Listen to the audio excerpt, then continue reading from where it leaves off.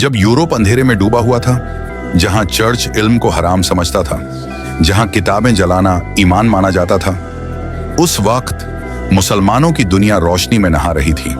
Baghdad की गलियों में कलमों की आवाज गूंजती थी, दमिश्क की मस्जिदों में गणित पढ़ाई जाती थी, काहिरा की लाइब्रेरीज में तारों का नक्शा बनाया जा रहा था, और एंदलुस स्पेन में मुसलमान बच्चे तारीख, फिजिक्स और तफसीर एक साथ पढ़ते थे।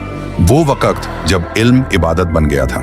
अल जजरी, जिसने पानी से चलने वाली मशीनें बनाई, ऐसी मशीन्स जिनके बिना आज का इंजन पॉसिबल नहीं, उसने क्रैंक शाफ्ट बनाया जो आज हर कार इंजन का दिल है। इब्न सीना अविसेना, जिसने पहली बार बताया कि बीमारी शरीर में नहीं लाइफस्टाइल में होती है। उसकी किताब अल कानून फी अल तिब 500 साल तक यूरोप की मेडिकल यूनिवर्सिटीज में टेक्स्ट बुक रही। अल ख्वारिज़मी, जिसने अलजबर से अलजीब्रा बनाया और पहली बार दुनिया को बताया कि नंबर्स सिर्फ गिनती नहीं, लॉजिक भी हैं। आज के एल्गोरिदम्स, एआई और कंप्यूटर्स उसी के सूत्रों से बने हैं। और इब्न अल हैथम, जिसने कहा रोशनी आंख में नहीं जाती, आंख रोशनी को समझती है। वो आज भी फादर ऑफ ऑप्टिक्स कहलाता है।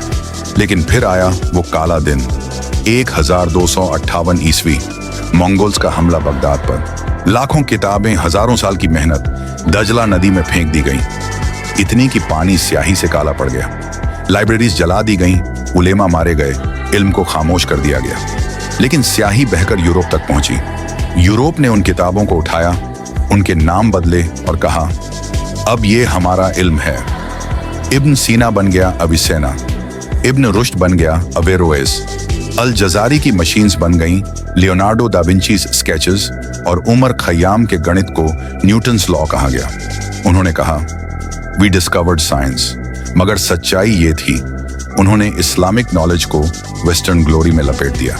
फिर जब यूरोप डार्क एज से निकला, उन्होंने उसे कहा रेनेसांस, पुनर्जागरण। मगर वो रोशनी बगदाद की राख में जली थी। आज भी नासा के सैटेलाइट्स हों, एआई के न्यूरल नेटवर्क्स हों, या हॉस्पिटल्स के सीटी स्कैनर्स, हर जगह अल जजारी, इब्न सिना और अल ख्वारिज़मी की छाया जिंदा है। बस फर्क इतना है, अब किताबों के कवर पर उनके नाम नहीं बल्कि वेस्टर्न नेम्स की मोहर लगी है। लेकिन सच्चाई मिटाई नहीं जा सकती। वो हर मशीन के गियर में घूम रही है, हर एल्गोरिदम की कैलकुलेशन में धड़क रही है, और हर रोशनी की किरण में चमक रही है, जो कहती है साइंस की रूह इस्लाम से निकली थी। अब वक्त है कि हम फिर से उस रोशनी को पहचानें जिसे सदियों से छिपाया गया, ताकि आने वाली नस्लें भूल जाएं कि इल्म एक इबादत था।